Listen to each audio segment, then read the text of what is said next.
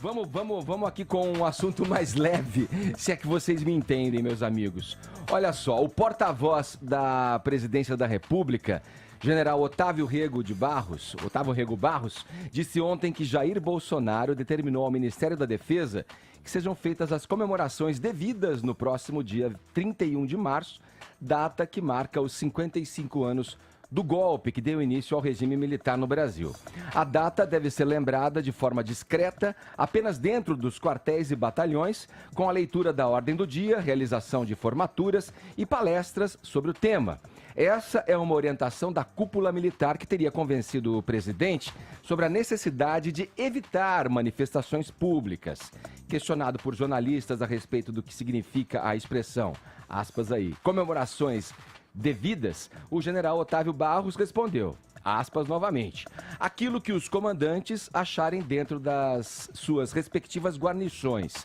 Para Jair Bolsonaro, não houve golpe, como eu disse na abertura do programa, em 31 de março de 1964. O capitão reformado considera que a sociedade reunida naquele momento, por meio da união de civis e militares, colocou o Brasil no rumo. E 31 de março é domingo, né, Edgar? Domingo agora. Esse manifesto vem ali, né, sugerindo que essas manifestações acontecem intramuros, né, dentro dos quartéis, das guarnições, dos destacamentos, sob orientação dos comandantes dessas áreas aí. E aí, vamos lá. Começar com você, Caio. O que você pensa a respeito dessa declaração, do que foi dito, o que se espera para esse próximo domingo, dia 31? Olha, acho que sobre a polêmica em si, ela foi artificialmente anabolizada aí pela histeria antibolsonarista e pelo terror injustificado da presença de militares no atual governo. Se você olhar friamente, trata-se de uma mera orientação do presidente para a comemoração da data, como era até 2011. Né? Essa comemoração ela foi suspensa na administração da ex-terrorista Dilma Rousseff, ex-integrante da Vanguarda Armada Revolucionária Palmares, que era uma organização criminosa que roubava, sequestrava e matava durante o período do regime militar. Então o que a gente viu aqui foi simplesmente um retorno ao status quo ante a situação anterior. Mas eu queria pedir licença aí para me alongar um pouco, porque é possível a gente aproveitar... Vamos lá, que é debate, hein? É debate, para a gente poder girar as opiniões aí. É possível a gente aproveitar o ensejo dessa quase não notícia justamente para tratar do regime militar em si, nesse período de 64 a 85. E a ideia aqui é trazer uma visão diferente daquela que é doutrinada pela militância socialista e progressista que dominou a academia e os livros didáticos nas últimas décadas. Aqui eu vou pegar emprestado o diagnóstico preciso do professor Marco Antônio Villa em artigo no Estadão chamado Golpe à Brasileira, de 2014.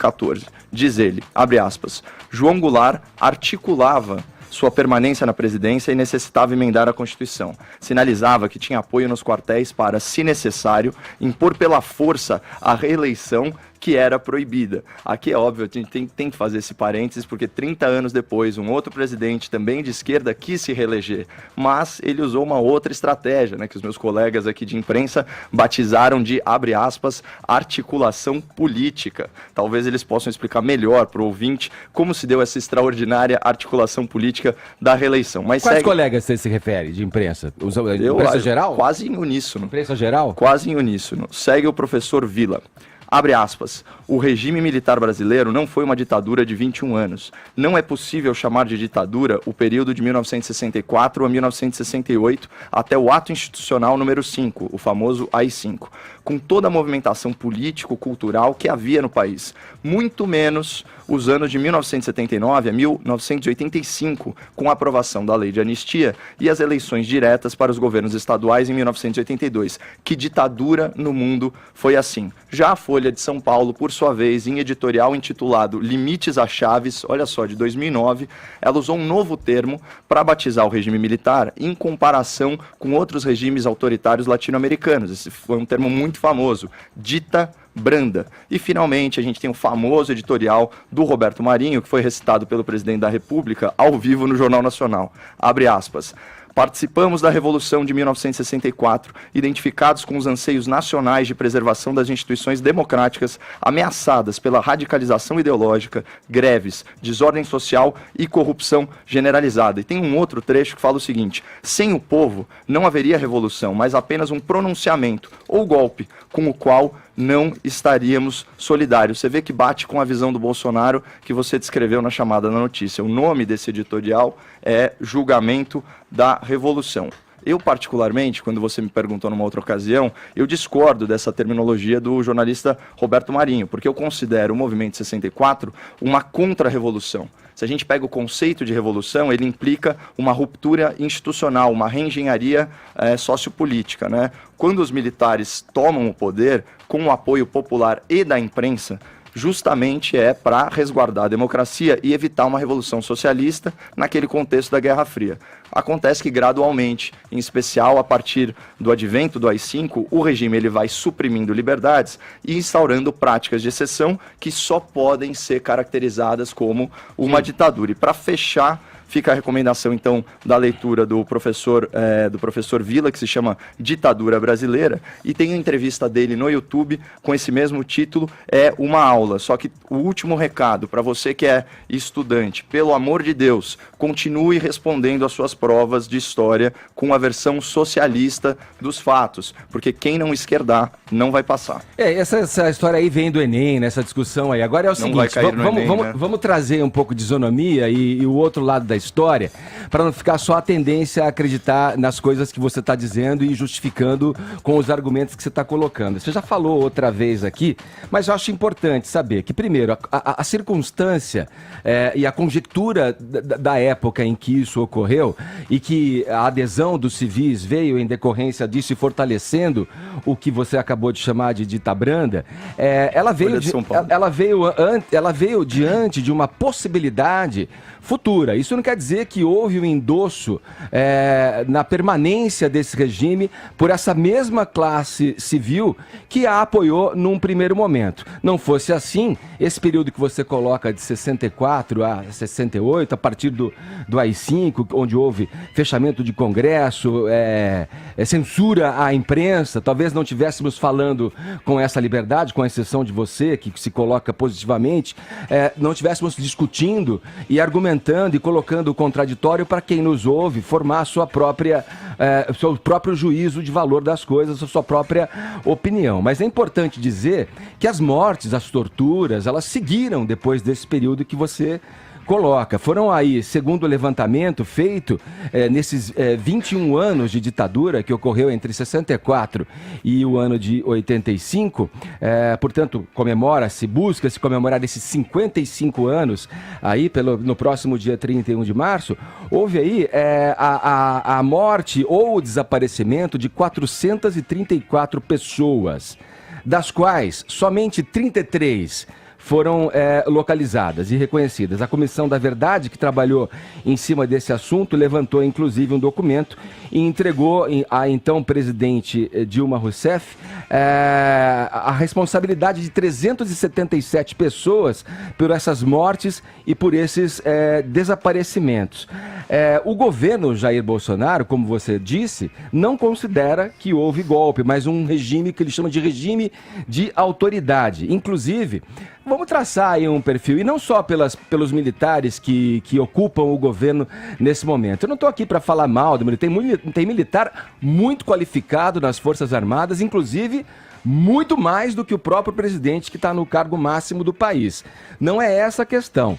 Mas é bom a gente lembrar que durante a votação no Congresso do impeachment, o Jair Bolsonaro teceu elogios, saudou o Carlos Alberto Brilhante Ustra, coronel das Forças Armadas do Exército Brasileiro, considerado aí um torturador sanguinário, um torturador sádico, que ele também vê como herói.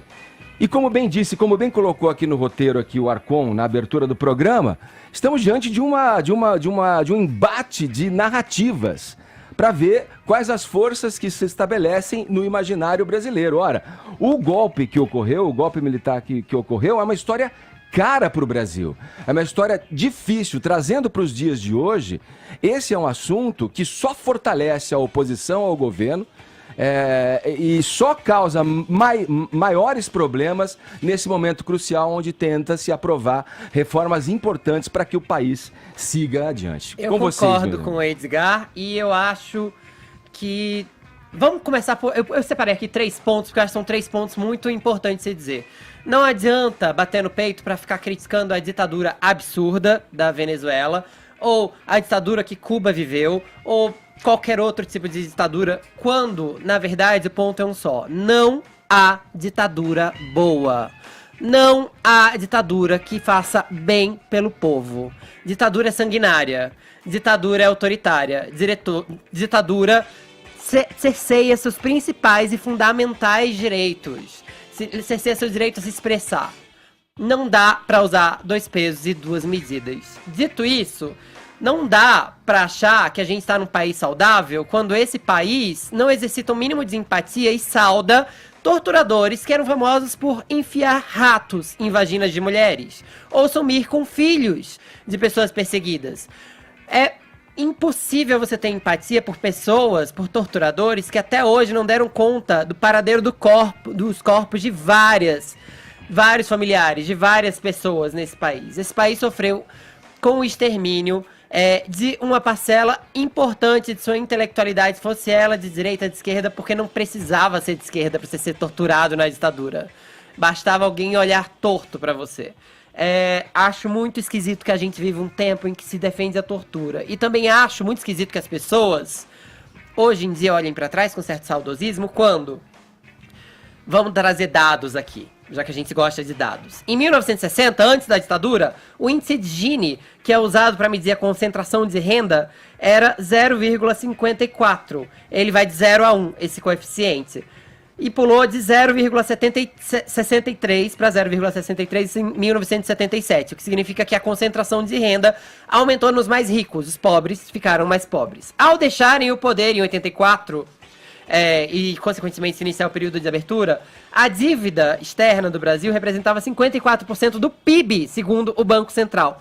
Quase 4 vezes maior do que na época que eles tomaram o poder, em 64, quando o valor da dívida era de 15,7%. A inflação chegou a 223% em 1985. 4 anos depois, o país ainda não tinha se recuperado e o índice de inflação era de 1.782%. Na economia, se considera isso uma herança maldita. Se você ainda acha que não havia corrupção no governo militar, que não havia inflação, e se você está procurando justificativa para enfiar rato em vagina de mulher, ou torturar grávida, ou dar eletrochoque, ou até mesmo criar instrumentos de tortura, como era o caso da pianola, desculpa, você tá muito longe da humanidade. Não há o que se comemorar. É um escárnio comemorar ao golpe de 31 de março, que na verdade foi 1º de abril e foi mudado para eles não ficarem ainda parecendo mais palhaços. Fala, Paulinha. Vini? Eu acho que o Fefito já fez um resumo aí, acho que de vários casos, e se vocês procurarem saber, eu acho que eles estão aí vivos e detalhados, né? Tem a Operação Camanducaia de 74, que inclusive é uma matéria da Gazeta do Povo, que é o site para o qual o Caio escreve. Escrevia, se Deus quiser, enfim, voltarei. Departamento Estadual de Investigação Criminal, o DEIC de São Paulo, prendeu e torturou 93 meninos com idades entre 11 e 17 anos. As detenções eram ilegais. Embora a polícia afirmasse que se tratavam de delinquentes, jamais houve qualquer acusação formal contra os meninos. Todos os garotos tinham perfis modestos, saídos de família de baixa renda, alguns viviam nas ruas da cidade.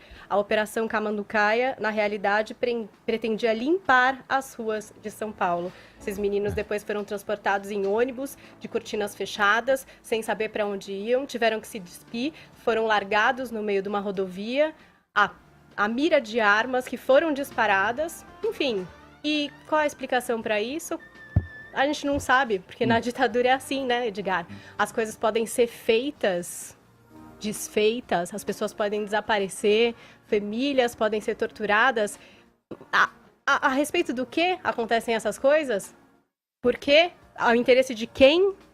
Não sei. Eu gosto de saber das histórias e por que elas acontecem. E só trazendo um outro dado, muita gente diz que essa ditadura foi uma ditadura branda porque teria matado só centenas de pessoas. A gente não teve uma comissão da verdade efetiva como aconteceu na Argentina, né? Mas só a título de curiosidade, alguns dos estudos feitos sobre o período apontam que pelo menos 1.100 mortes de indígenas sequer foram contabilizadas. Porque, né, índio nesse país nem a gente. É invisibilizado sempre. Então, assim, não dá pra gente trabalhar com esses dados oficiais, não. Os números são bem maiores. Fala, Vini. Bom, eu acho triste um país que celebra a ditadura, né? Um país que se mostra sem memória. E independentemente do motivo que levou os militares a tomarem o poder, acho que isso não é o ponto. Eu acho que o que ocorreu durante esse período é que deve ser repudiado de todas as formas. Já foram comentados aqui alguns exemplos. Eu vou lembrar sempre do jornalista Vladimir Herzog, diretor da TV Cultura, que se apresentou voluntariamente ao doicode, né, para prestar depoimento. E de lá não saiu. Foi torturado e morto, e ainda tentaram fazer ali uma simulação de que ele teria se suicidado, né? Eu acho triste, lamentável, mas previsível também, né? Um deputado que exaltou durante anos isso no parlamento, era mais que previsível que ele fizesse isso quando chegasse no poder. Pessoal, só para não correr o altíssimo risco de dizer uma coisa e ser interpretado de maneira diversa, bom, eu não vi de fato, e aqui não é minha posição de defender a tortura, muito menos ser saudoso da ditadura, até porque é uma época que eu não vivi, né? E seria muito esquisito. Eu não sou reacionário, eu não tenho uma nostalgia idealizada, eu sou conservador, são conceitos distintos. E eu disse na minha fala que o regime, em certo ponto, suprimiu liberdades e instaurou práticas de exceção, inclusive com mortes. Então, eu, ao contrário de muita gente, defino sim o período aí de recrudescimento do regime como uma ditadura. A única coisa é que eu acompanho o entendimento do professor Villa e acho que esse regime militar de 25 anos, ele teve períodos distintos. Então, entre 64, 68 e 79 e 85, não há que se falar em ditadura e botar tudo no mesmo balaio. Fica como recomendação aí também para o ouvinte da PAN, a estreia do documentário 1964, Brasil entre Armas e Livros, do Brasil Paralelo, que é um grupo documentarista independente que produz conteúdo de altíssima qualidade. Com certeza vai aguçar o senso crítico de todos que tiverem a oportunidade de assistir esse conteúdo. E outra coisa que aguça o senso crítico é prestar atenção no presidente, né? Que anda rodando o mundo, indo a países e só para fechar a lista ali, além do Ustra, que eu destaquei e lembrei aqui no discurso dele no impeachment, durante o impeachment, na votação do impeachment, ele fez elogios ao Stroessner do Paraguai, já falamos aqui. E ao Pinochet agora no Chile. Um estuprador, torturador, um assassino. Pedófilo. E ao Pinochet, inclusive sendo meio que causando um constrangimento no Pinheira, né? No presidente do Chile.